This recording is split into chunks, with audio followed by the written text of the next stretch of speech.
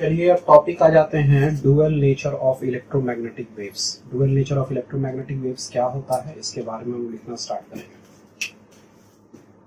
Dual nature of electromagnetic waves.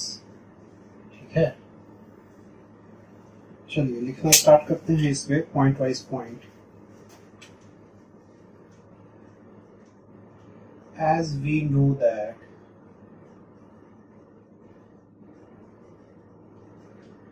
we treat electron as a particle, and in mechanics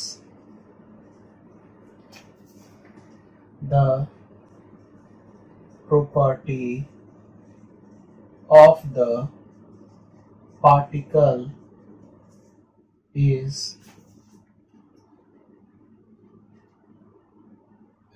in mechanics the property of the particle is different from wave particle wave। ठीक है, but sometimes electron also shows the character of waves। ठीक है, but sometimes electron also shows the character of waves। चलिए अब आगे लिखना start करते हैं इसमें। The electromagnetic waves is known to us as it shows the wave character। ठीक है, वो वेव कैरेक्टर शो करता है। कौन? Electromagnetic waves. But electromagnetic waves also shows the particle character, so we can say that electromagnetic waves have dual character, dual nature और dual character। ठीक है, dual nature, ठीक है, of wave as well as particle, of wave as well as particle। ठीक है, तो wave का भी नेचर शो कर रहा है और पार्टिकल का भी नेचर शो कर रहा है।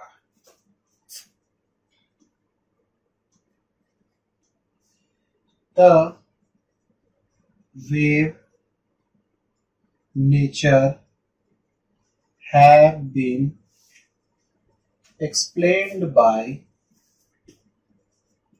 Young's double slit experiment of light, which is also a electromagnetic wave।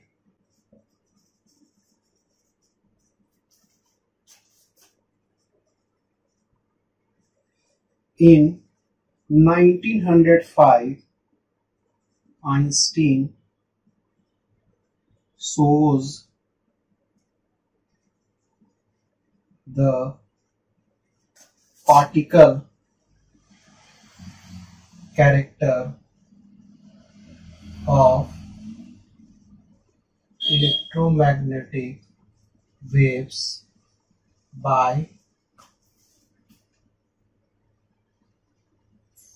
phenomenon of photoelectric effect। ठीक है, तो ये फोटो इलेक्ट्रिक इफेक्ट किसके द्वारा दिया गया था? आइंस्टीन द्वारा दिया गया था, ठीक है, 1905 में, और वो इसका पार्टिकल कैरेक्टर शो करके दिखाए हैं।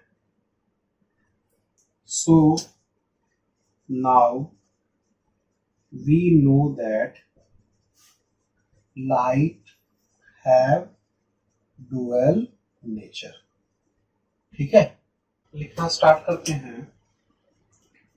The particle of light is called as photon. ठीक है, and the energy E of the photon is given as photon depends upon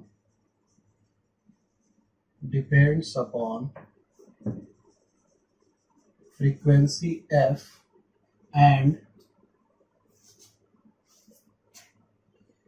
wavelength lambda.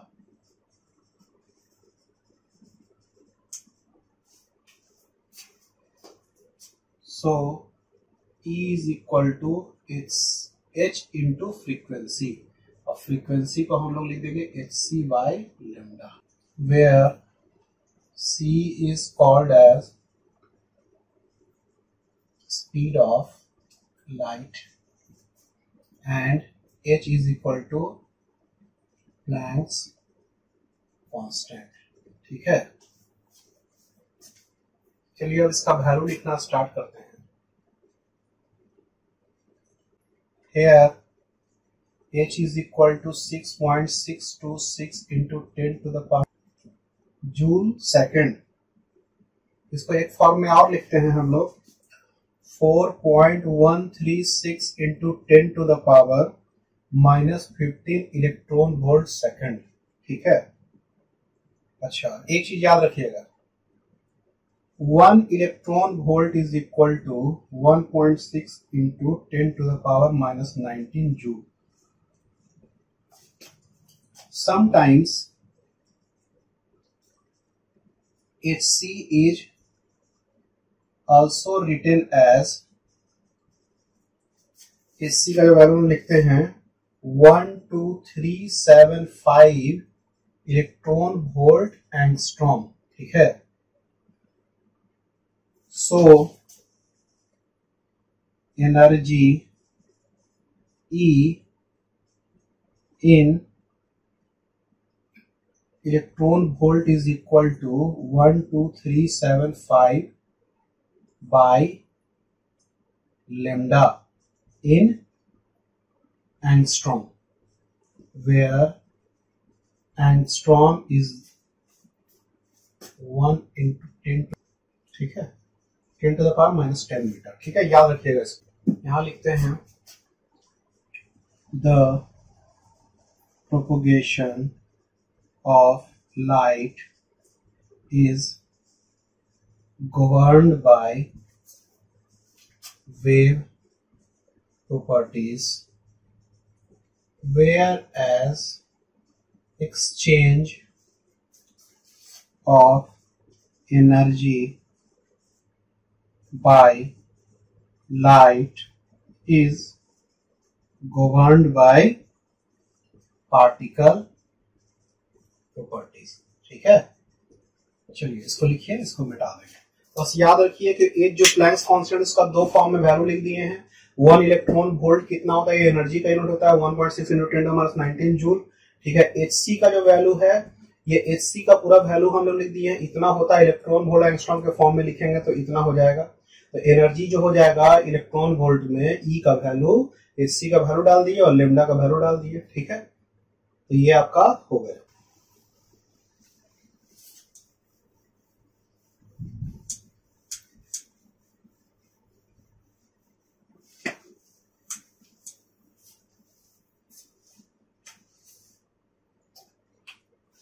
चलिए अब हम लोग टॉपिक पढ़ने वाले हैं इलेक्ट्रोमैग्नेटिक स्पेक्ट्रम। इलेक्ट्रोमैग्नेटिक स्पेक्ट्रम ठीक है।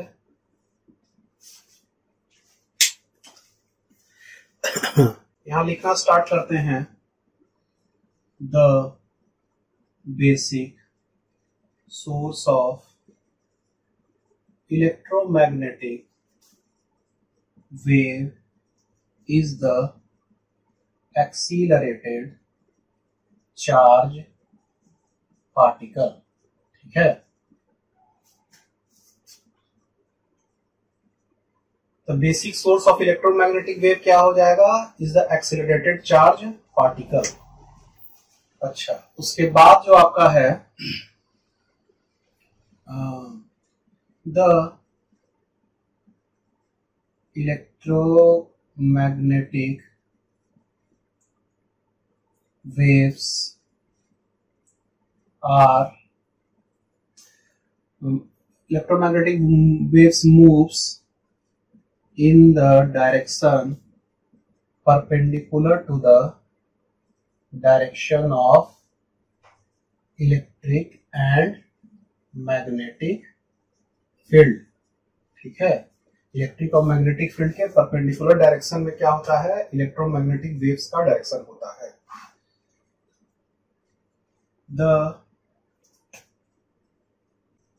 electromagnetic waves may vary from 0 to infinity, but not all is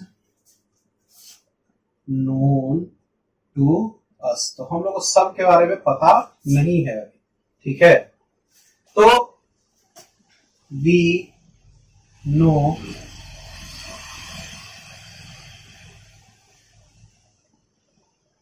electromagnetic, bar electromagnetic लिखते हैं, ईएम लिखते हैं, इलेक्ट्रोमैग्नेटिक वेव्स ऑफ 30 फीकोमीटर, 1 फीकोमीटर जो आपका होता है 10 to the power -15 मीटर होता है, टू 30 किलोमीटर। इतना तक का रेंज में हमको इलेक्ट्रोमैग्नेटिक वेव्स के बारे में जानकारी है, लेकिन बहुत ज्यादा होता होगा, हम लोग देखे नहीं है, हम लोग को पता नहीं है, ठीक है, इसलिए हम लोग उसको अभी नहीं समझ रहे हैं, ठीक है।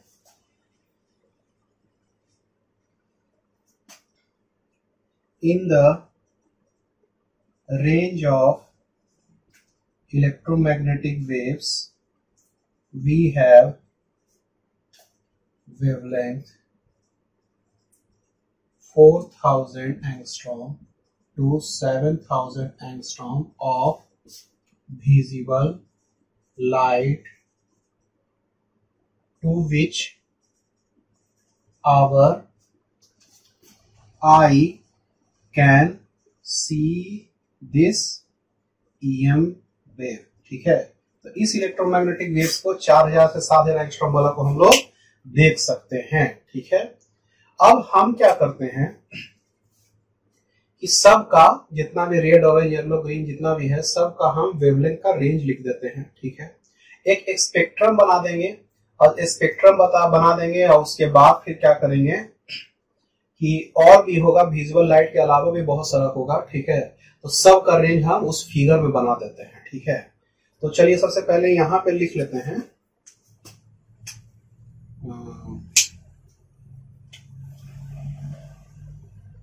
For visible light range of, अब इसको लिखना स्टार्ट करते हैं, पूरा डेटा है, इसको उतार देते हैं, आपको भी ध्यान रखना है इसको, ठीक है। वॉयलेट जो हो गया उसका जो रेंज है 4000 एंगस्ट्रॉम टू 4500 एंगस्ट्रॉम, ठीक है।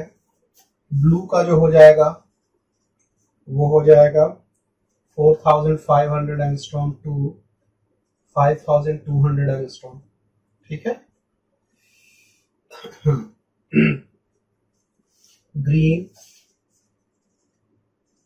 ग्रीन का हो गया 5200 angstrom to 5600 angstrom. Yellow orange और रेड का लिख देते हैं। येलो का जो आपका हो जाएगा 5600 एंगस्ट्रॉम टू 6000 एंगस्ट्रॉम। चलिए, ऑरेंज का हो गया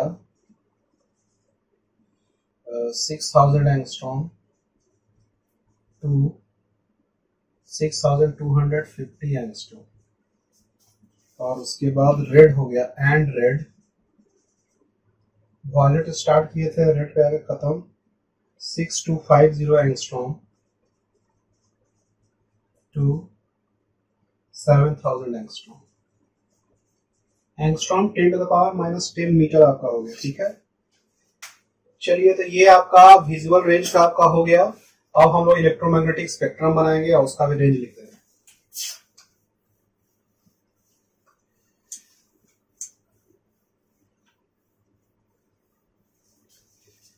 तो आप लोग क्या कीजिएगा, लिखिएगा इलेक्ट्रोमैग्नेटिक स्पेक्ट्रम, जैसे ऊपर में अभी लिखा हुआ है, और उसके नीचे ये वाला फोटो बनाइएगा। ठीक है, फोटो हम बना रहे हैं।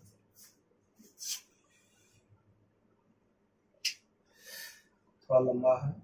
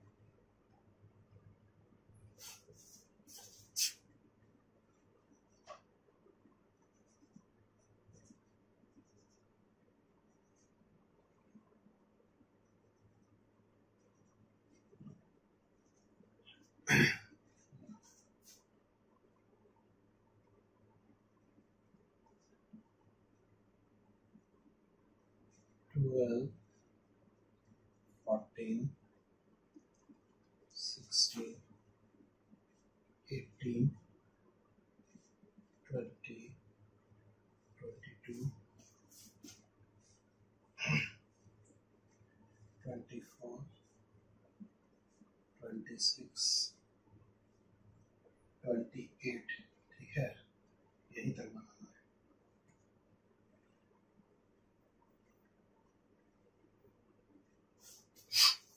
अब नीचे बनाना स्टार्ट करते हैं।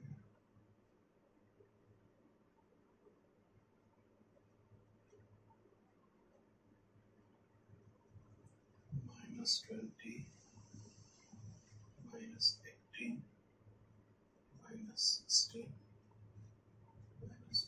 -14 12 10 -10 -8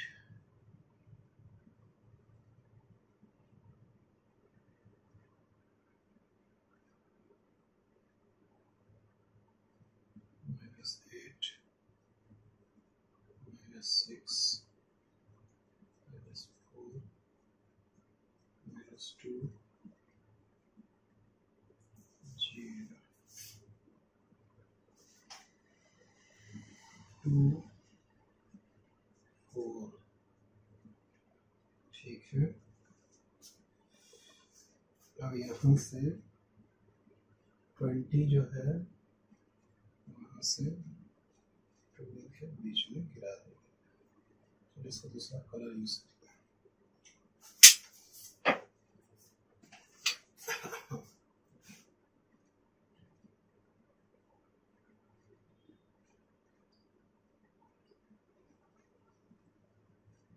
ये हो गया। ठीक है,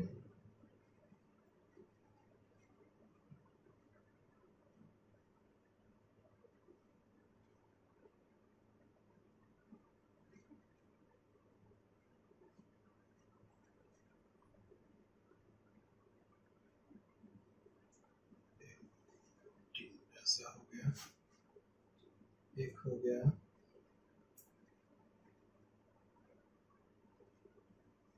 ऐसा,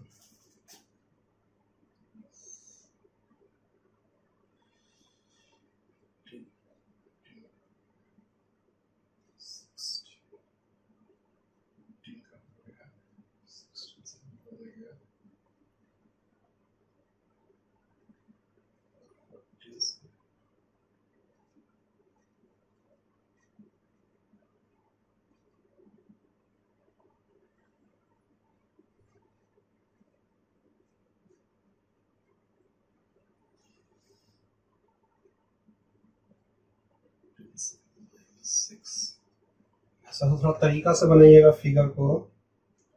12 से गया,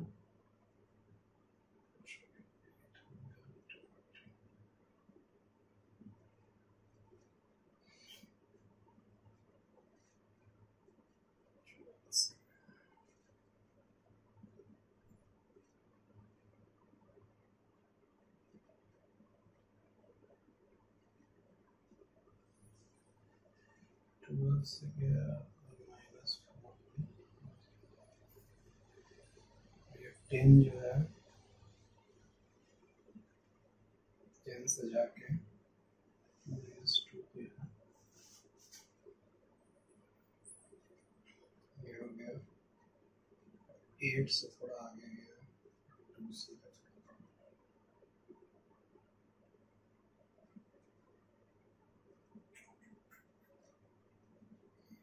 10,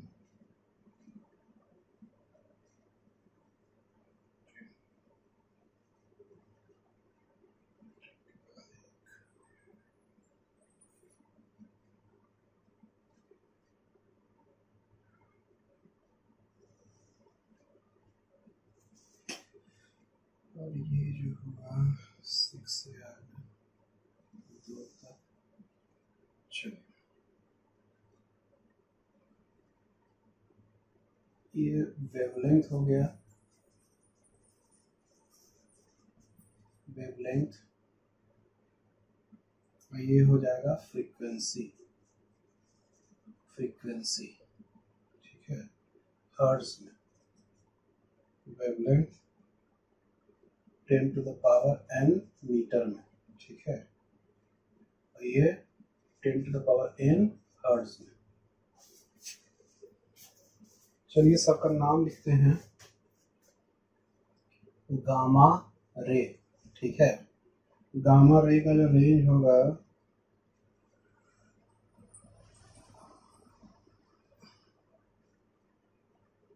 उसका जो वेवलेंथ होगा वो स्मॉलर देन 0.1 एंगस्ट्रॉम, ठीक है। अच्छा, उसके बाद जो आ जाता है एक्सरे, एक्सरे का जो हो जाएगा उसका होगा 100 एंगस्ट्रॉम से 0. Greater than 0.1 angstrom to 100 angstrom, ठीक है। इसको अच्छा से लिखिएगा, हम थोड़ा टेढ़ा कर करके लिखते चलते हैं। ये यूवी हो गया, यहाँ जो लेमडा का जो वैल्यू होगा यूवी का, अल्ट्रावायलेट है यूवी, इसका है 100 एंगस्ट्रॉम टू 4000 एंगस्ट्रॉम, ठीक है। उसके बाद विजिबल का रीजन आ जाता है, एक्सरे अल्ट्रावायलेट में विजिबल का रीजन आता है। विजिबल का जो रीजन आएगा उसमें लेमडा का जो वैल्यू आ जाएगा वो आ जाएगा 4000 to 7000 एंगस्ट्रॉम है, 4000 एंगस्ट्रॉम टू 7000 एंगस्ट्रॉम, ठीक है। अच्छा, उसके बाद इंफ्रारेड, IR इंफ्रारेड, सबके बारे में डिटेल ही बताएंगे, बस फिगर को पहले उतार लीजिए। इंफ्रारेड का जो रीजन हो जाएगा आपका वो हो जाएगा लेमडा का वैल्यू ग्रेटर देन, इंफ्रारेड का जो वैल्यू का रेंज हो जाएगा 7000 एंगस्ट्रॉम टू, इसका वैल्यू हो जाएगा 1 मिलीमीटर, उसके बाद फिर आ जाता है माइक्रोवेव। माइक्रोवेव इसका जो लैम्डा का जो वैल्यू आएगा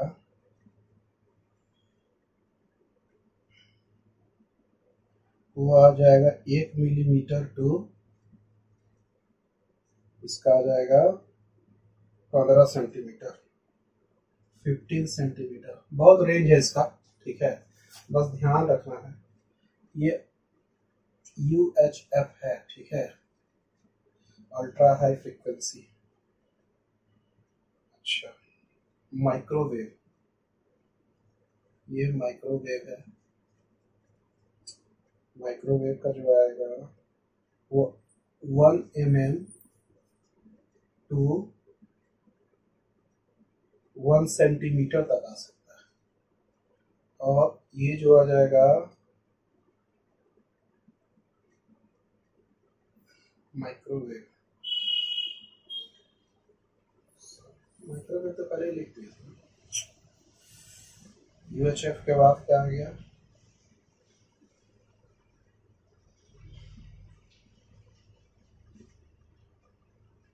एट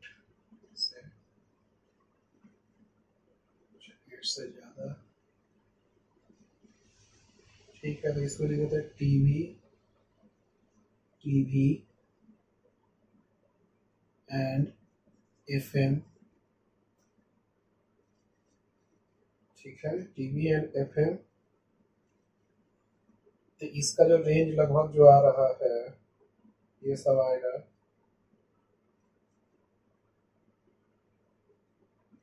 10 टू द पावर 14 से, ये सब पूरा रेंज के लिए, ये सब पूरा के लिए है, ठीक है। ये जो लैम्डा का वैल्यू जो आएगा वो आएगा 10 to the power 14 metre to 10 centimetre, ठीक है।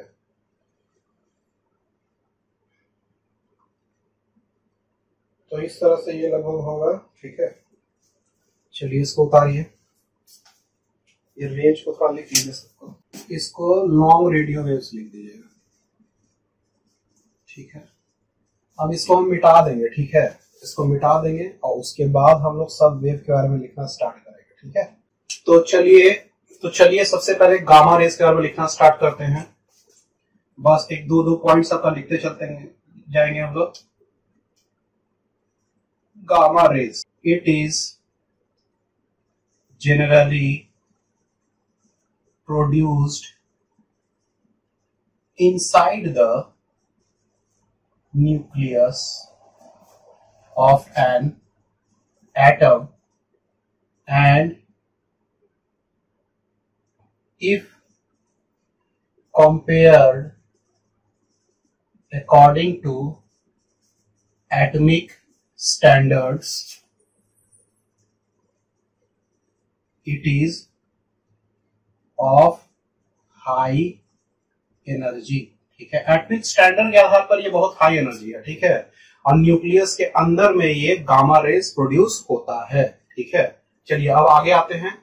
X rays, it is produced by energy change in the electron of the atom, ठीक है।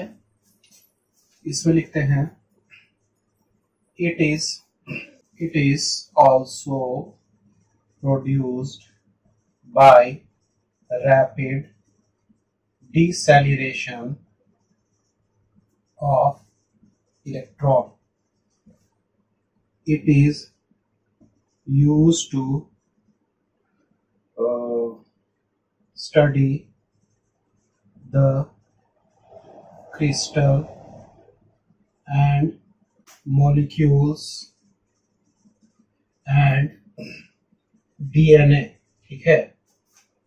Beside its medical use, it is also used to study the universe, ठीक है। Universe को के लिए जानने के लिए हम लोग एक्सरे का यूज करते हैं।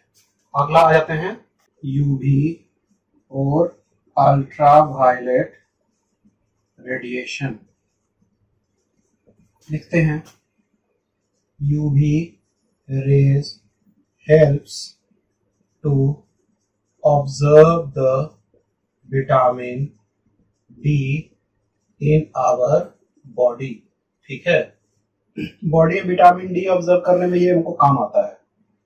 But prolonged exposure of UV rays can cause cancer in human body।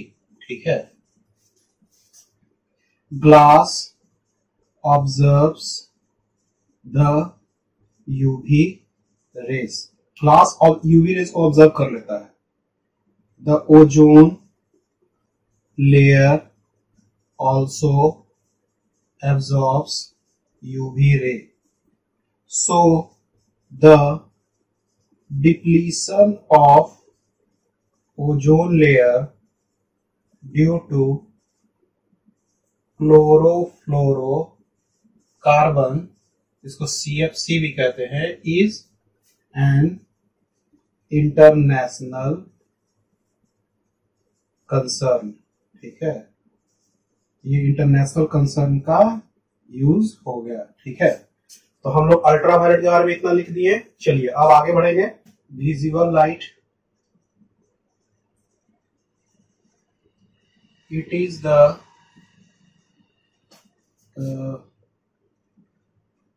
EM wave produced by the electron by changing the orbit of the electron। ठीक है, चलिए, this is only EM wave can be seen by human eye। ठीक है,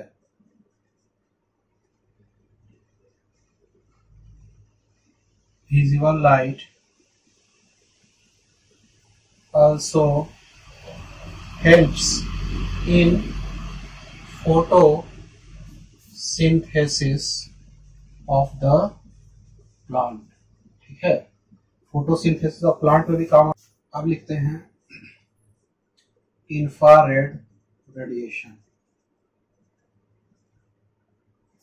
IR rays, infrared हो गया IR rays, vibrates the molecules due to its energy. It gives the sense of heat in any body। ये heating sensation जो आता है वो इसी कारण से आता है, इंफ्रारेड के कारण। ठीक है, it is also helpful in detection of tumours. ठीक है, ट्यूमर्स को भी पता करने में ये है। Microwaves up to 30 gigahertz can be produced by klystron. Klystron एक मशीन होता है जो उस टाइप का वेव का आवश्यकता पड़ता है तो उसको प्रोड्यूस करता है। In kitchen we use microwaves। ठीक है, with help of magnetron।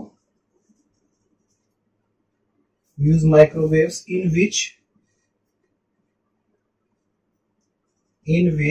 magnetron produce microwave to cook any food which contains water, जैसे वाटर होता है उसको बनाने में ये काम आता है। In modern times phones and communication system is using microwaves antennas, ठीक है। तो माइक्रोवेव एंटीना अब आजकल यूज हो रहा है ज्यादा फ्रीक्वेंसी का वेव भेजने के लिए, ठीक है। Radio and TV signal, this wave is produced by electrons oscillating in conducting wire। Conducting wire में ऑसिलेट कर रहा है तो इससे रेडियो टीवी सिग्नल वेव जो है वो निकलता है। It is produced bye LC oscillation and is used in radio and TV communication system, ठीक है। तो हम क्या किए, जितना भी वेव्स है सबका कुछ कुछ पॉइंट्स को लिखा दिए हैं, रेंज आपका उसी में लिखाया हुआ था, ठीक है। तो ये आपका टोटल इलेक्ट्रोमैग्नेटिक स्पेक्ट्रम का जो वेव था उस सब के बारे में जो प्रॉपर्टी था खत्म हो गया, ठीक है। चलिए इसको उतारिए, ये खत्म हो गया। लिखते हैं topic momentum and radiation pressure of electromagnetic wave. Momentum and radiation pressure of electromagnetic waves, ठीक है। Momentum and radiation pressure. As we know that EM waves imparts momentum, मतलब imparts मतलब देता है।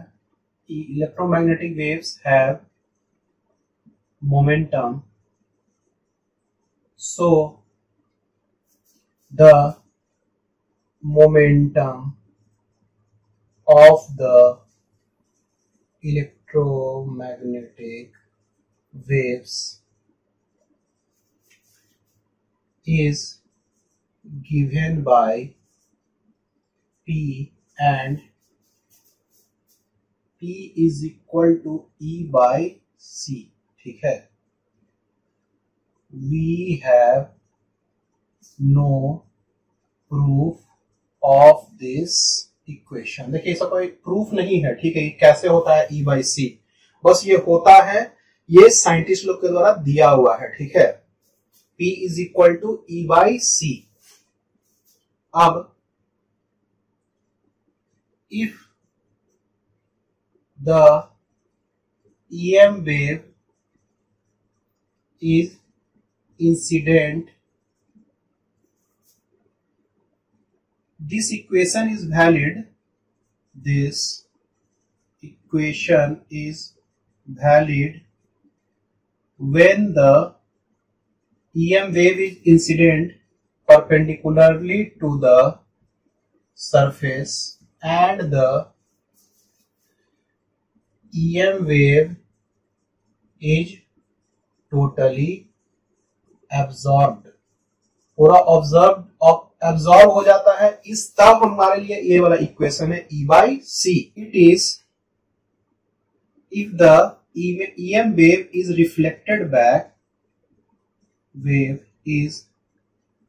reflected back, then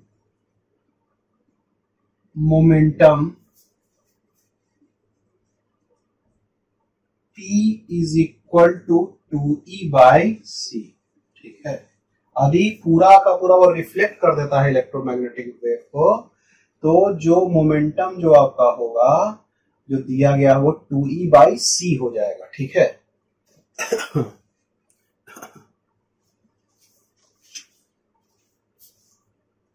according to Newton's second law, Newton's का second law के आधार पर,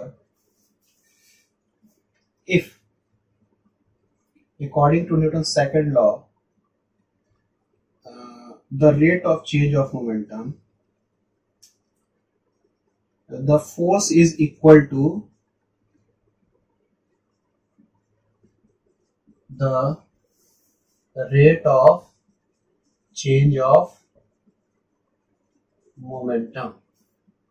इसीलिए फोर्स जो हो जाएगा वो क्या हो जाएगा, rate of change of momentum. ठीक है, अच्छा, अब ये जो एफ का जो वैल्यू हो जाएगा, ठीक है, उसको हम लोग क्या लिखेंगे, पी के जगह पे क्या लिखेंगे, 1/c delta E by delta T, if P is equal to E/c।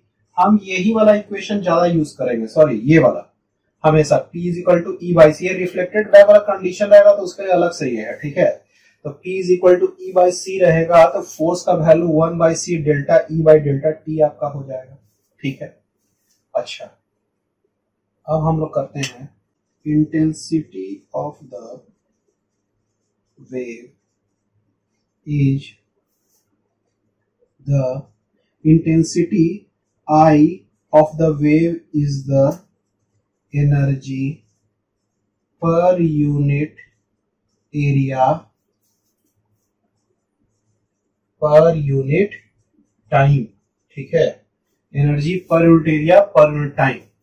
So I is equal to 1/s delta E by delta t. ठीक है, तो energy per unit area per unit time हो गया, where S is the area, ठीक है, of the surface. ठीक है, तो ये आपका हो गया। तो अब हम लोग इसको लिखेंगे I is equal to 1/s delta E by delta t का जो वैल्यू हो जाएगा वो क्या हो जाएगा, FC। ठीक है, तो FC is equal to IS। ठीक है, ये फोर्स इंटू इलेक्ट्रोमैग्नेटिक वेव्स का स्पीड और I intensity, S surface area. FC is equal to IS आपका एक इक्वेशन आ गया। ठीक है, FC is equal to IS। यहां पे ऐसे भी लिख सकते हैं F is equal to IS/c, ये आपका फोर्स का इक्वेशन हो गया। चलिए इसको उतारिए, इसको मिटाएंगे। तो मेरे पास आ गया, so F/s is equal to I/c is equal to force per unit area. इसको हम लोग रेडिएशन प्रेशर भी कहेंगे, रेडिएशन प्रेशर, P रेडियन। ठीक है, P R रेडियन बोल रहे हैं, P रेडिएशन। ठीक है, तो ये रेडिएशन प्रेशर भी कहलाता है। सो अच्छा, P radiation pressure is equal to energy per unit volume U। ठीक है, तो P radian is equal to, P radiation का क्या हो गया, U भी हो गया इसका वैल्यू। ठीक है, अच्छा, so we have P radiation is equal to I/c if radiation is totally absorbed। ठीक है, अब P radiation pressure is equal to 2I/c if radiation is reflected back। ठीक है, तो ये आपका रेडिएशन प्रेशर का दो इक्वेशन हो जाएगा, intensity per unit speed of electromagnetic waves या 2I/c। ठीक है, तो ये आपका इक्वेशन हो गया। चलिए इसको उतारिए।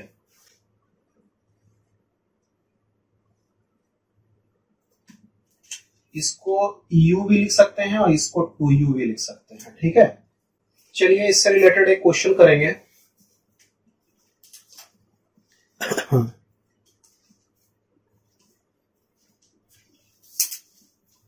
तो मोमेंटम और रेडिएशन प्रेशर निकल गया।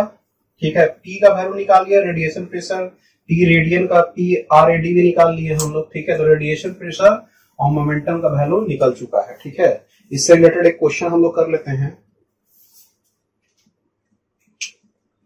The intensity of direct sunlight, the intensity of direct sunlight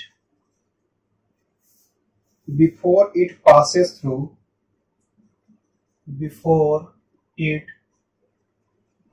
through the earth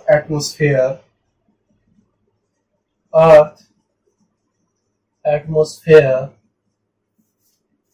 is 1.4 kilowatt per meter. If it is completely absorbed,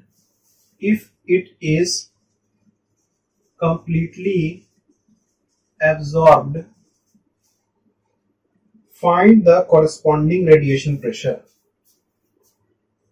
Find the corresponding radiation pressure. ठीक है, चलिए, तो कंप्लीटली ऑब्जर्व का case है, तो intensity का जो value हो जाएगा आई, फाइंड रेडिएशन प्रेशर का निकालना है ना, रेडिएशन प्रेशर का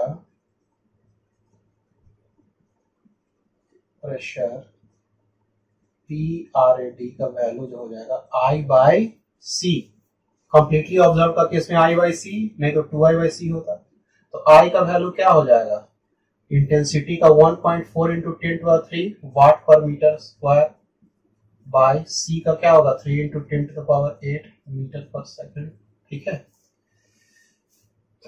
तो ये क्या हो जाएगा, तो इसको डिवाइड किया जाए, कितना आएगा ये 4.7 इंटू 10⁻⁻6 न्यूटन पर मीटर स्क्वायर आएगा। ठीक है, वाट को जूल पर सेकंड में तोड़ दीजिएगा तो आ जाएगा। ठीक है, जूल को फिर बाद में न्यूटन मीटर में तोड़ दीजिएगा। ठीक है, तो आपका आ जाएगा, फिर ऐसे कर ही देते हैं, newton metre by metre square, और बाय सेकंड था तो second, by metre per second, second cut गया। ठीक है, ये कट गया तो ये न्यूटन पर मीटर स्क्वायर आया, तो ये यूनिट आ गया। ठीक है, चलिए इसको उतारिए, ये हो गया। चलिए अब आते हैं topic D Broglie wavelength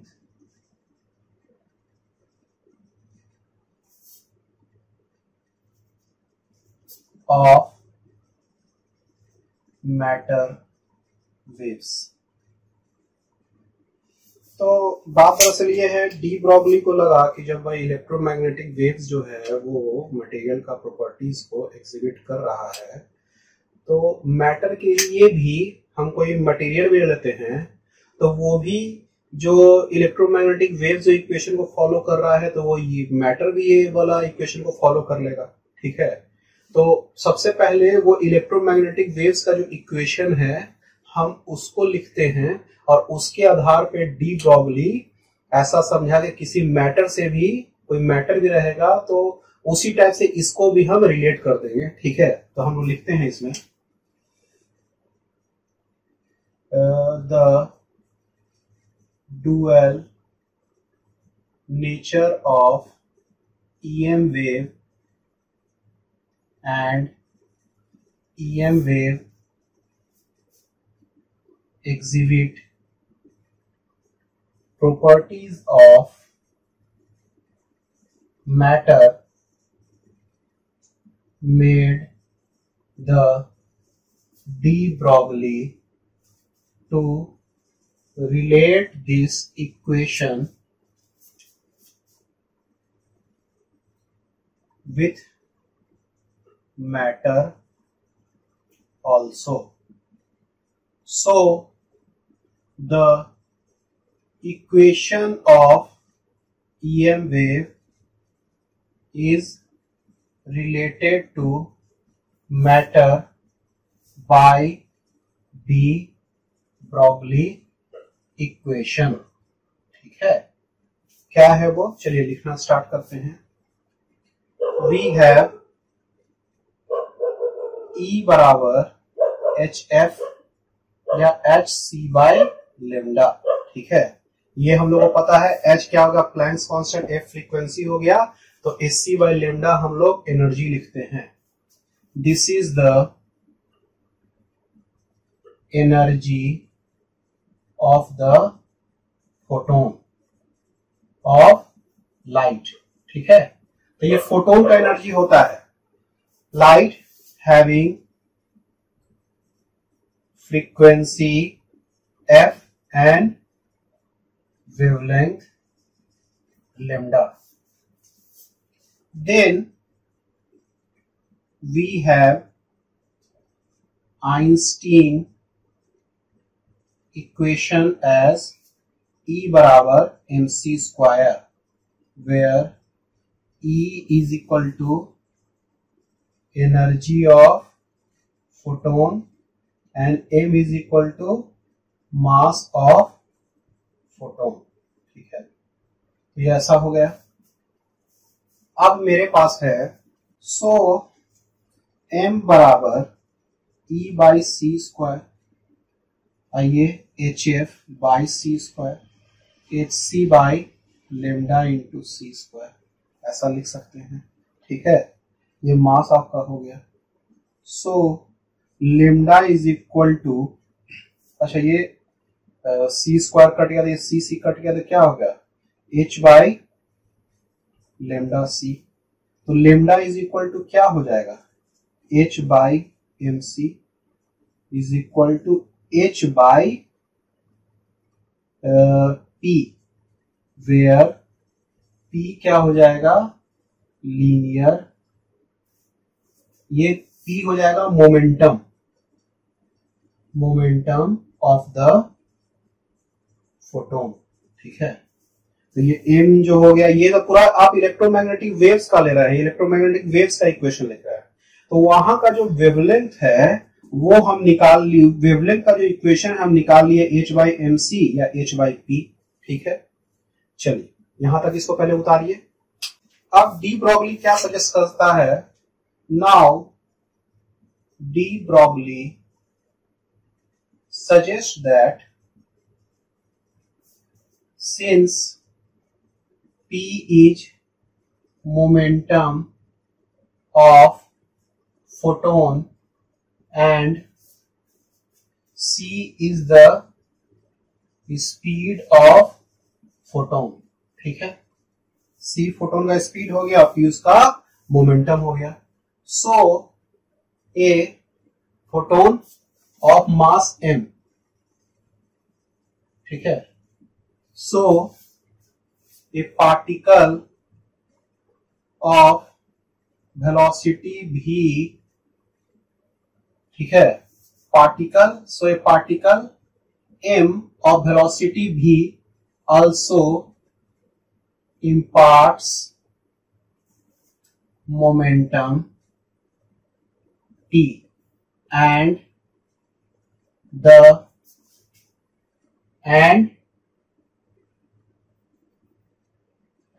it emits radiation of wavelength lambda। मतलब ये बोला ना कि कोई दूसरा पार्टिकल को ले लेते हैं, कोई भी मास m का पार्टिकल जो भी वेलोसिटी दे जा रहा है, तो इस इक्वेशन के आधार पर उसका भी कुछ वेवलेंथ होना चाहिए, तो वो लिखा, सो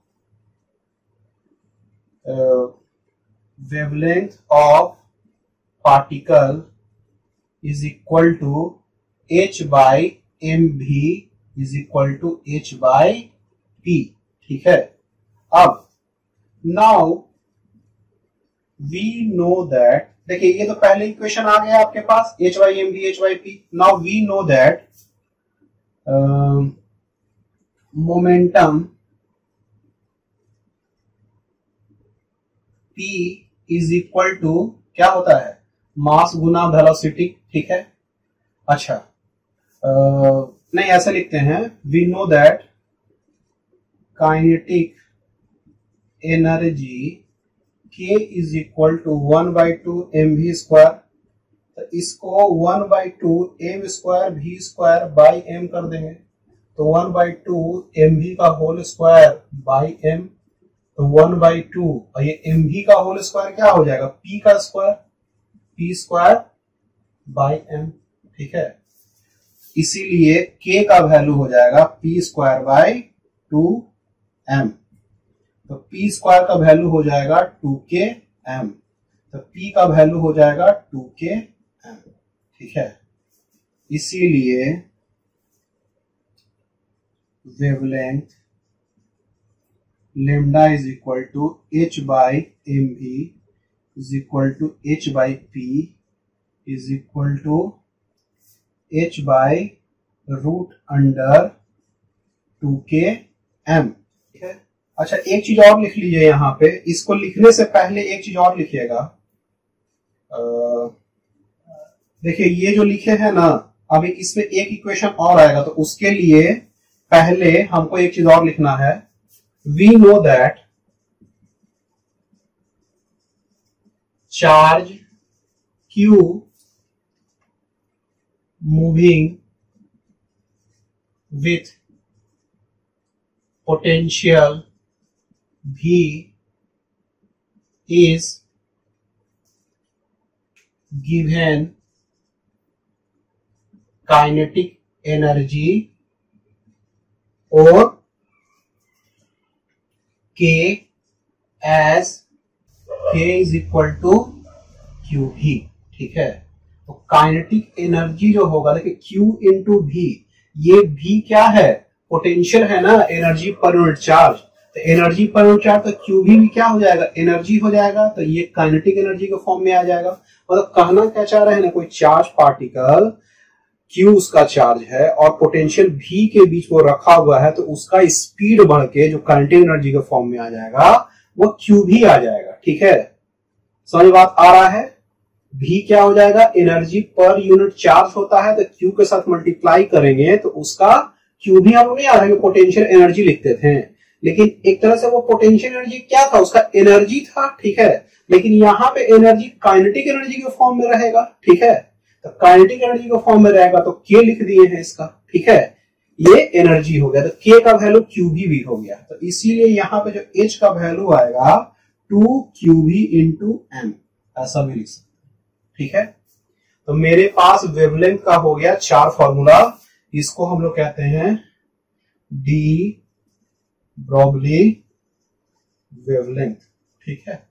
इसको डी ब्रॉगली वेवलेंथ भी कहते हैं। तो डी ब्रॉगली वेवलेंथ का 4 इक्वेशन 4 फॉर्म में इसको लिख दिए, ठीक है। वो किससे कंपेयर करके बना रहा है, वो इलेक्ट्रोमैग्नेटिक वेव का इक्वेशन से कंपेयर करके इसको बनाया गया है, ठीक है। चलिए इसको उतारिए, ये हो गया। अब इसमें एक लाइन खाली और लिखेंगे, D Broglie wavelength of the electron, ठीक है। If the electron is accelerated in potential of V, then kinetic energy of electron K is equal to EV, ठीक है, where E is the charge of electron, ठीक है। तो charge of the electron का हम value डाल दें इसमें, ठीक है, और मास का वैल्यू डाल दें, प्लैंक्स कांस्टेंट का वैल्यू डाल दें, तो मेरे पास जो इक्वेशन आ जाएगा, चलिए इसको लिखते हैं। So putting values of H M and Q in D Broglie wavelength we get lambda in angstrom is equal to 150 by root under v in volt, ठीक है, या root under 150 by kinetic energy in electron volt, ठीक है। तो आपका ये equation हो गया, ठीक है। तो ये जो इक्वेशन सब वैल्यू डालिएगा तो लेमडा का जो वेवलेंथ है एंगस्ट्रॉम में आपका आ जाएगा। जब वोल्टेज रहे तो v वोल्टेज v में डाल दीजिए, ठीक है, और काइनेटिक एनर्जी जो आपको है इलेक्ट्रॉन वोल्ट में डालने का है, ठीक है। तो इस तरह से डालिएगा तो आप लेमडा वेवलेंथ का वैल्यू निकाल लीजिएगा, ठीक है। चलिए इसको उतार लीजिए। अब क्या करेंगे हम लोग 4-5 इससे रिलेटेड क्वेश्चन कर लेते हैं, ठीक है। क्वेश्चन है an electron is accelerated by a potential difference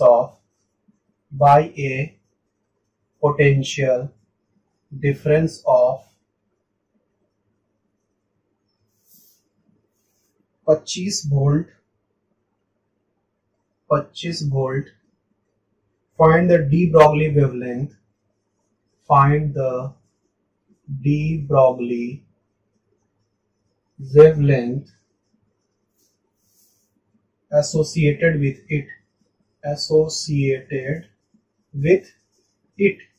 ठीक है। तो देखिए इसमें de Broglie wavelength of electron lambda is equal to क्या दिया जाता है, root under 150 by v in volt.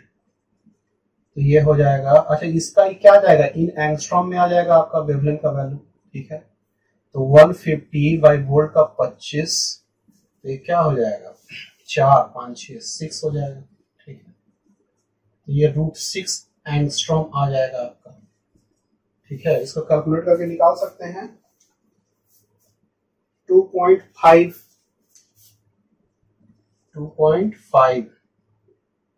Angstrom लगभग, ठीक है। चलिए दूसरा क्वेश्चन देखते हैं। पार्टिकल ऑफ मास बड़ा M at rest decays into 2 particles of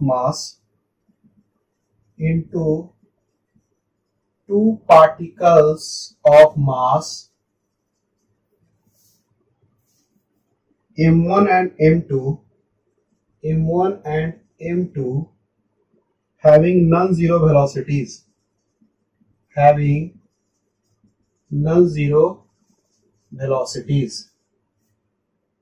the ratio of de Broglie wavelength, the ratio of the de Broglie's wavelength of the particle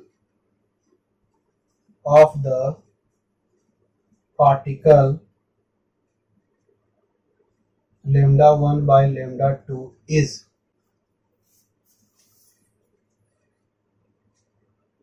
चलिए question पढ़ लेते हैं। A particle of mass m at rest decays into 2 particles of mass m1 and m2 having non-zero velocities, ठीक है। The ratio of de Broglie wavelength of the particle lambda 1 by lambda 2 is equal to what? लिखते हैं इसमें, since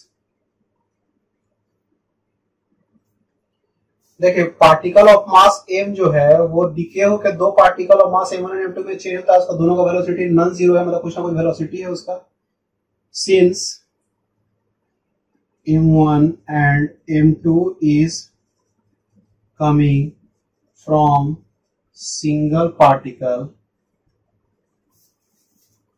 without applying force, so momentum will be same for both the particle, ठीक है। इसीलिए P1 is equal to P2, ठीक है। So ratio of the क्या निकालना है, डी ब्रॉगली वेवलेंथ ना, तो λ1 बाई λ2 इज इक्वल टू क्या हो जाएगा, h बाई p होता है, h by P1 by h by P2, यानी कि P2 बाई P1, और P2 बाई P1 का वैल्यू क्या है, सो λ1 बाई λ2 इज इक्वल टू 1, ठीक है। तो ये आपका ratio of the de Broglie wavelength निकल गया। The energy of a photon, the energy of a photon is equal to the kinetic energy, is equal to the kinetic energy of a proton, of a proton. The energy of the photon is E. The energy of the photon is E, ठीक है। Let λ1 be the de Broglie wavelength. Let λ1 be the de Broglie wavelength of the proton,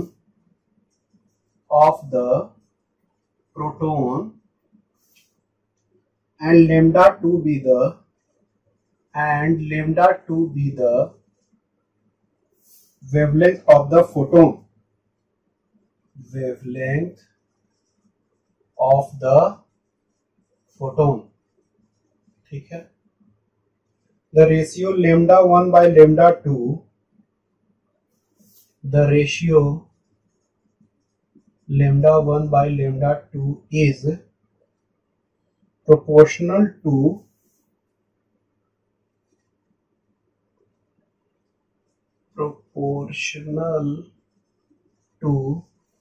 पहला में है e to the power 0, e to the power 1 by 2, e to the power -1 और e to the power -2, ठीक है। अब देखिए the kinetic energy of the photon is equal to the energy of the photon is equal to kinetic energy of the photon, proton, ठीक है। तो energy of proton is equal to kinetic energy मतलब K of, ये photon है ना, photon of proton, ठीक है। तो E is equal to, so E is equal to K, पहला है यहां दिया हुआ। The energy of the photon is E, ठीक है। The energy of the photon को द E हम लिए ही थे। Let delta λ1 the de Broglie wavelength of the proton and λ2 be the wavelength of the photon, ठीक है। अच्छा, तो λ1 में λ2 निकालना है। We have 4 photon, E is equal to hc by lambda, तो lambda is equal to hc by E। Energy of the photon को किससे डिनोट कर रहे हैं, E से, तो lambda is equal to hc by E हो जाएगा। 4 किसका है, प्रोटोन, lambda is equal to h by root under 2k into m, तो ये h बाय रूट अंडर 2 और k का जो वैल्यू है उसके जगह काइनेटिक एनर्जी का वैल्यू क्या है, E है, E इंटू m। इसीलिए λ1 किसका है, डी ब्रॉगली वेवलेंथ है ना, डी ब्रॉगली प्रोटोन, तो ये λ1 इसको कह रहा है और λ2 किसको कह रहा है, वेवलेंथ ऑफ द फोटोन, तो λ2 इसको कह रहा है। तो λ1 by λ2 h by root under 2em by H C by E, ठीक है। तो एच एच कट गया तो जो ऊपर आएगा रूट ई आ जाएगा, ठीक है। बाकी नीचे आएगा 2m इंटू सी, तो ये directly proportional to root E आया ना, directly proportional to the E to the power 1/2, यानी कि बी वाला आंसर सही हो जाएगा, ठीक है। समझ बात आ रहा है कि इसे पूछ रहा है कि ये रेशियो किसके प्रोपोर्शनल है, ठीक है। तो ई रूट ई के प्रोपोर्शनल है, तो इसको लिख दिए, ठीक है। चलिए ये हो गया। अब लिखते हैं an alpha particle and a proton and a proton are accelerated from rest, are accelerated from rest, ठीक है, by a potential difference of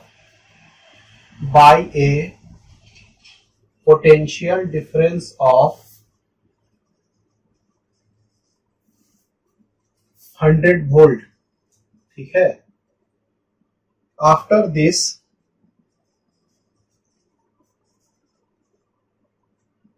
their de Broglie wavelength are their de Broglie's wavelength are lambda a and lambda p respectively, lambda a and lambda p respectively, full stop. The ratio lambda a by lambda p, sorry b, the ratio क्या है lambda a and lambda, ये p है ना, ratio lambda p by lambda a to the nearest integer is, to the nearest integer is, an alpha particle and a proton are accelerated from rest by a potential difference of 100 volt. After this, their de Broglie wavelength of lambda a and lambda p respectively.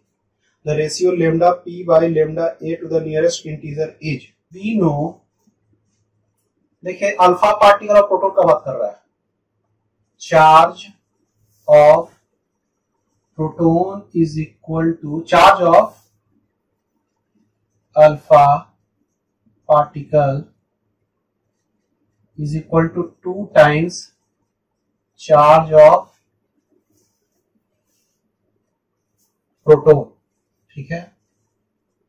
क्योंकि इसमें 2 proton होता है तो इसका जो charge हो जाएगा alpha particle का वो दुगना हो जाएगा प्रोटॉन के चार्ज से, क्योंकि 2 प्रोटॉन इसमें होता है, ठीक है।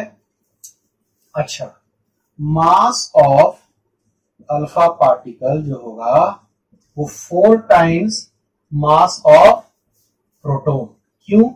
क्योंकि अल्फा पार्टिकल में 2 प्रोटॉन और 2 न्यूट्रॉन न्यूक्लियस में रहता है, तो टोटल जो उसका मास होगा 4 गुना हो जाएगा प्रोटॉन से, ठीक है। न्यूट्रॉन का भी मास प्रोटॉन के बराबर होता है, तो टोटल 4 प्रोटॉन जैसा इसका मास हो गया, और इसका एक ही प्रोटॉन है, मास ऑफ द प्रोटॉन, और प्रोटॉन और अल्फा पार्टिकल में कंपैरिजन हो रहा है। तो क्यों हम लिख रहे हैं चार्ज ऑफ मास? क्योंकि मेरे पास है, हमको लेमडा निकालना है ना, we have wavelength lambda is equal to h by root under 2 q V into m, ठीक है। क्यू क्या हो जाएगा? चार्ज ऑफ द पार्टिकल, और भी जो हो जाएगा पोटेंशियल, और एम हो जाएगा mass of the particle. So lambda p by lambda a is equal to h by 2 q of p, V तो सेम ही रहेगा पोटेंशियल सबका, और मास ऑफ द प्रोटॉन अलग हो जाएगा, और अल्फा पार्टिकल का फिर आ जाता है a h by root under 2 q a V m ए, ये ए मतलब अल्फा पार्टिकल का बात हो रहा है, ठीक है। तो देखिए ये सब कट गया, भी कट गया, तो मेरे पास जो बचेगा है 2 भी कट गया, तो alpha by M P into QP by Q alpha. ये m अल्फा बाई mp क्या होगा, mass of the alpha particle, mass of the proton 2 into mass of the alpha part, mass of charge of mass of the proton, अच्छा mass of the alpha particle by mass of the proton है ना, यहाँ लिखा होता है, ये तो 4 हो गया ना, ये बनाना होगा। Charge of the proton by charge of the alpha particle जो हो जाएगा वो हो जाएगा 1/2, ठीक है। तो ये जो आपका हो गया √2, ठीक है।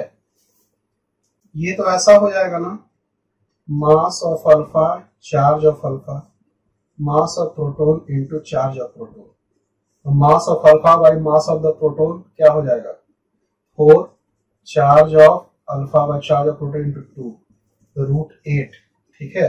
इसका जो रूट आएगा वो 2.828 आएगा, 2.828, इसलिए nearly equal to 3 in integer form, ठीक है। तो सबसे नियरेस्ट इंटीजर क्या हो जाएगा इसका 3, ये आंसर हो जाएगा।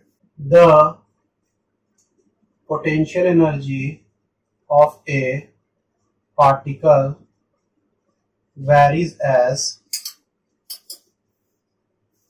ux is equal to E0 for x greater than equal to 0 smaller than equal to 1 is equal to 0 for x greater than 1। तो हम लिखना स्टार्ट करते हैं आगे, for x greater than equal to 0 smaller than equal to 1 de Broglie wavelength is de Broglie's wavelength is lambda 1, and for x greater than 1 and for x greater than 1 the de Broglie wavelength is lambda 2, the de Broglie's wavelength is lambda 2। Total energy of the particle is total energy of the particle is 2E0। Find lambda 1 by lambda 2। लिखना start करते हैं। Wavelength और अच्छा ऐसे लिखते हैं, potential energy for x greater than equal to 0 small equal to 1 is E0। So kinetic energy K is equal to total energy minus potential energy. Kinetic energy plus potential energy total energy होता है ना, तो kinetic energy total energy minus potential energy. Total energy तो आपको दिया हुआ है 2E0, तो 2E0 माइनस पोटेंशियल एनर्जी कितना है इसका E0 है, तो E0 हो गया। So lambda 1 is equal to h by root under 2k m लिखते हैं, तो h by root under k की जगह E0, तो 2E0 m हो गया, ठीक है।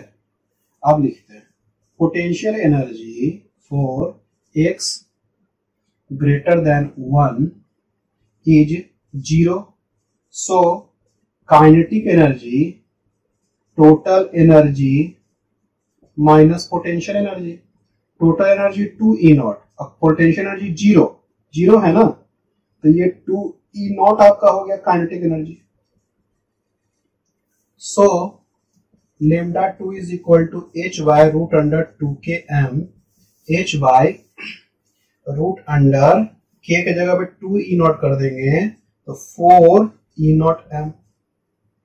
Therefore lambda 1 by lambda 2 is equal to h by root under 2E0 m by h by root under 4E0 m। इसीलिए ये क्या हो जाएगा 4E0 m by 2E0 m, ठीक है। ये क्या हो जाएगा √2 lambda 1 by lambda 2 का वैल्यू। ये आपका आंसर हो जाएगा। इस टॉपिक से रिलेटेड ये सवाल अब खत्म हो गया आपका। चलिए अब टॉपिक आ जाते हैं अर्ली एटॉमिक स्ट्रक्चर्स।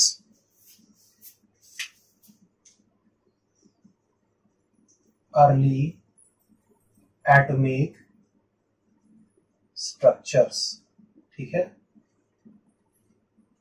तो अभी जो एटॉमिक स्ट्रक्चर जो हम लोग को पता है वो नील बोर के द्वारा दिया गया था 1913 में, ठीक है। तो ये जब आया था, इसके पहले जो बहुत सारा थ्योरी आया था कि एटम ऐसा होता है ऐसा होता है, तो दो बहुत ही इंपॉर्टेंट मॉडल आया था एटम का, जिसके बारे में हम लोग डिस्कशन करेंगे, ठीक है। Today we know that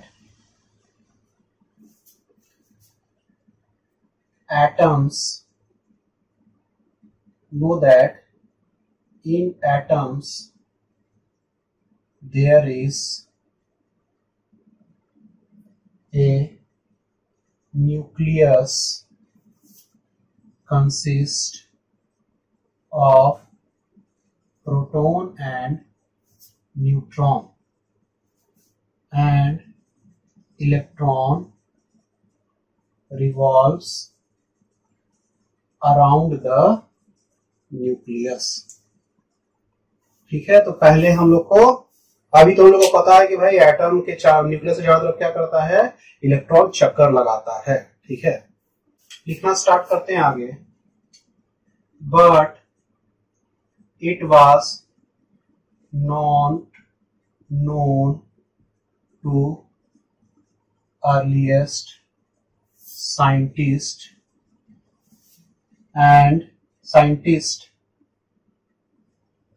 and many model of atom was discussed.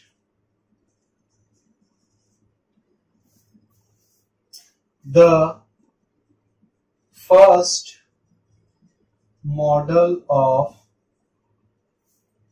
atom was given by J.J. Thomson, ठीक है। J.J. थॉमसन के द्वारा पहला मॉडल दिया गया था। According to J.J. Thomson, the atom is like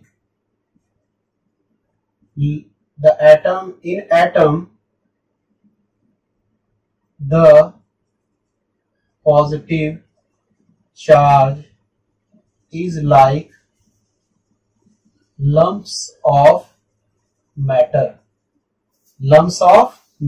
है, and electrons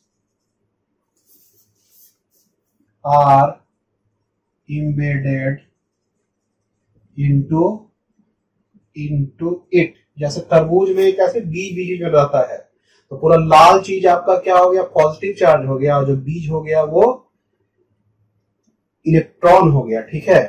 तो जैसे इसका एटम हो गया, तो ये क्या हो गया, नेगेटिव चार्ज बीच में आपका घुसा हुआ है, ठीक है। ये पॉजिटिवली चार्ज हो गया और इलेक्ट्रॉन नेगेटिवली चार्ज हो गया, ठीक है। तो ये ऐसा हो गया। So this model discovered electron which is negatively charged, ठीक है। अब क्या हुआ, this model is also called as plum pudding model, ठीक है। खाने का चीज होता है प्लम पुडिंग मॉडल, ठीक है। तो उस टाइप से ये एटम होता है ऐसा माना गया। But when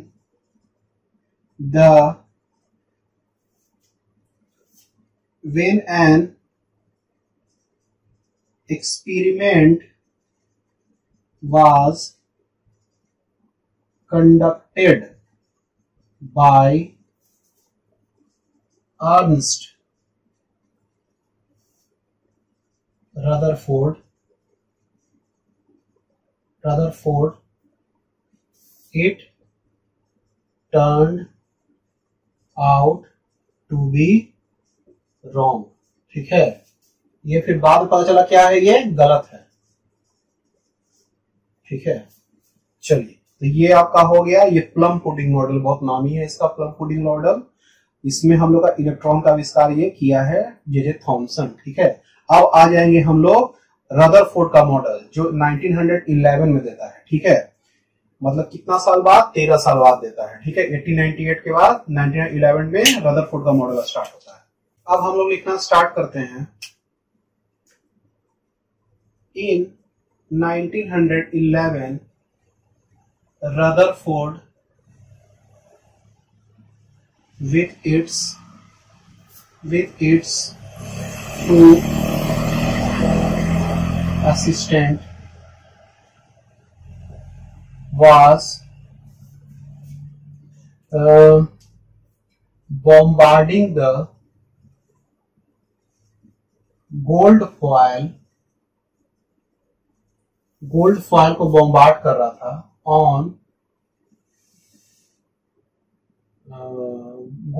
bombarding the gold foil with the alpha particle से गोल्ड फॉयल को बॉम्बार्ड कर रहा था। और थिकनेस इसके बारे में कभी कभी होता है 0.1 माइक्रोमीटर का थिकनेस उस गोल्ड फॉयल का। What he saw that most of the alpha particle passed through the foil. Some alpha particle scattered and very few 1 in 8,000, मतलब 8,000 होगा तो उसमें 1/8000 का रेशियो में very few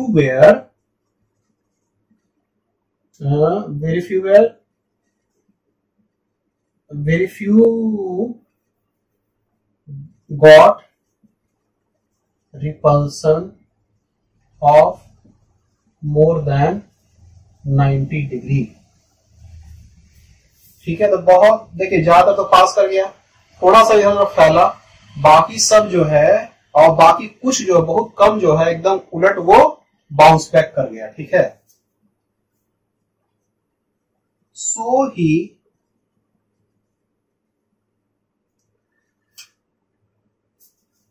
more than 90 degree जरूरत नहीं है यहाँ पे, got repulsion. So he came to conclusion that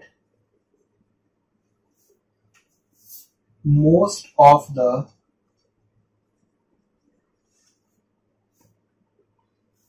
space in atom is vacant, so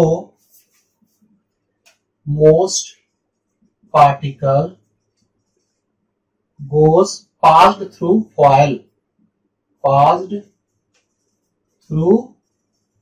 foil। ठीक है, तो इसीलिए ज्यादातर पास कर गया।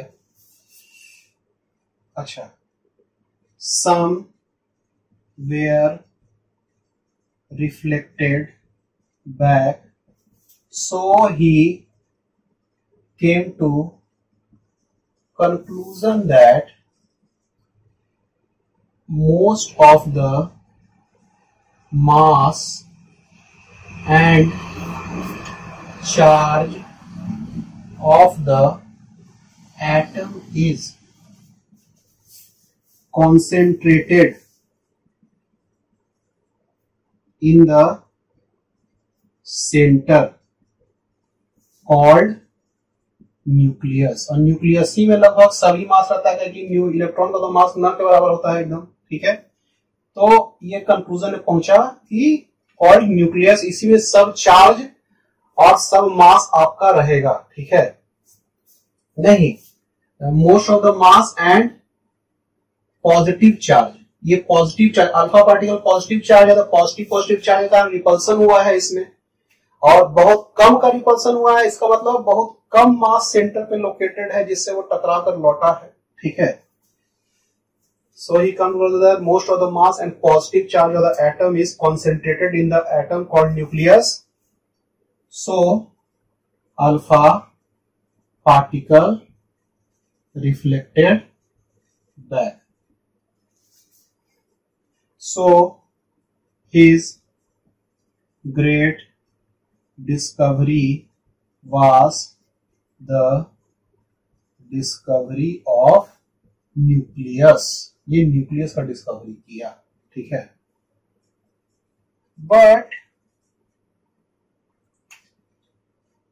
he also told that electron is revolving around the nucleus, ठीक है।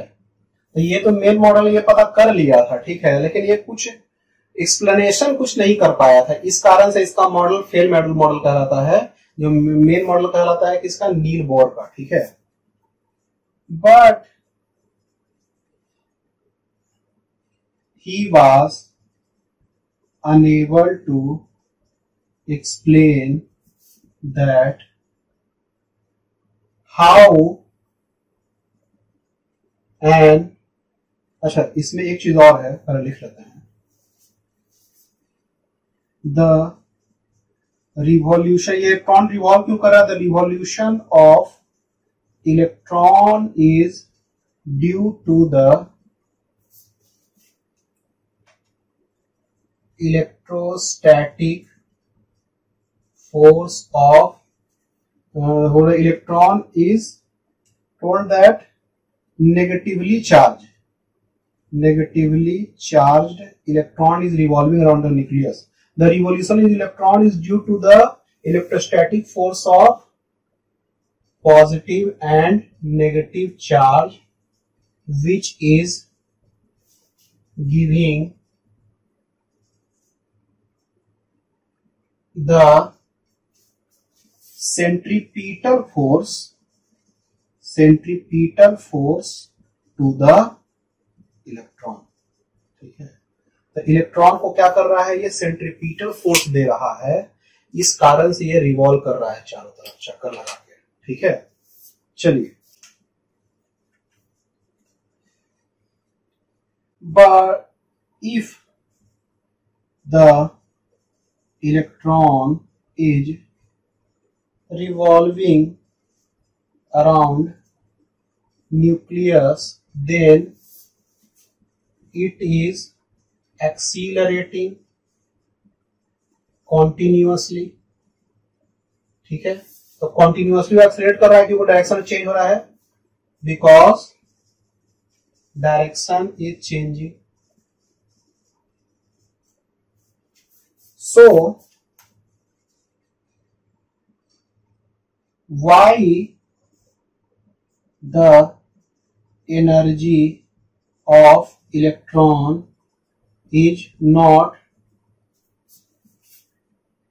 electron does not finish and it comes to nucleus ultimately. तो इसका मतलब वो क्या होना चाहिए कि वो रिवॉल्व करते करते उसका क्या होना चाहिए, अंतिम में न्यूक्लियस के पास आके गिर जाना चाहिए। सो Rutherford was unable to give answer to this question, and then this explanation was given by Niels Bohr in 1913। ठीक है, तो 1913 में जो है अब नील बोर आता है इसका एक्सप्लेनेशन लेकर। अब आ जाता है बोर का hydrogen atom, Bohr hydrogen model. ठीक है, in Bohr hydrogen model in which there is only one electron and one proton in the nucleus। ठीक है, he told that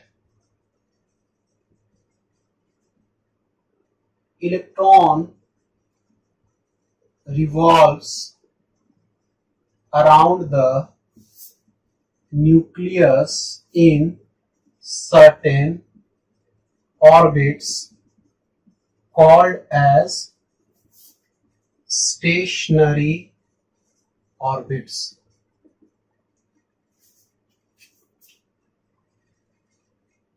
If the electron is moving in stationary orbits, it does not emit energy.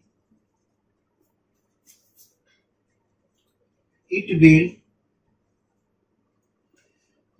emit energy or energy will be lost only if it jumps from if it comes from higher to lower orbit।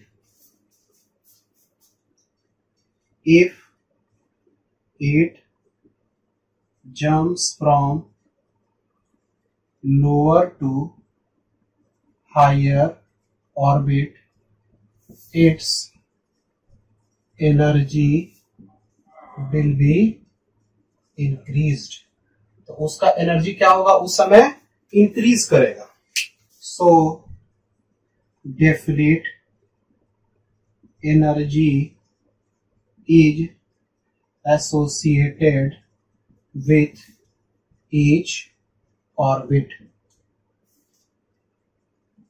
The energy will be radiated in the form of frequency, in the form of E is equal to HF। ठीक है, a form of frequency and wavelength of photon। ठीक है, HF SC by lambda EI minus EF। ठीक है, अब हम लिखते हैं the momentum of the photon is quantized and is given as h by 2 pi। इसको एंगुलर मोमेंटम लिखिएगा। The angular momentum is also given as L is equal to mvr, where v is speed, r radius। ठीक है, so we have h by 2 pi is equal to mvr is equal to nh by 2 pi कर दिए, या mvr is equal to nh by 2 pi, तो इसको हम लोग लिख देंगे vrn, rn कर देंगे हम लोग, ठीक है, where n is called as principal quantum number, ठीक है, of certain orbit। एक तरह से ऑर्बिट का नंबर है ये, ठीक है, nh by 2 pi हम लोग कर देंगे, ठीक है।